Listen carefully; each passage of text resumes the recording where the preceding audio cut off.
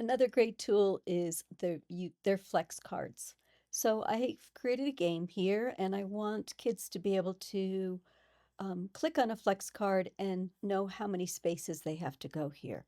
So I'm going to click on the check.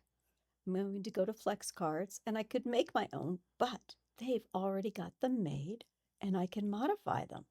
So I'm going to take this die, going to move it over here, and I want to modify it. I don't want all 6 numbers. So if I just go to edit flex card, I'm going to get rid of 3, 4, 5, and 6.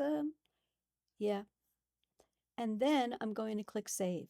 Oh, and my setting is on random here, not sequential. I'm going to click on save. And now when kids are playing, they click whatever that is, that's the space they get to move. And then they have to, in this game, they've got to double the number. And if they get it right, they can stay there. So flex cards, really powerful. And they have so many that you can use.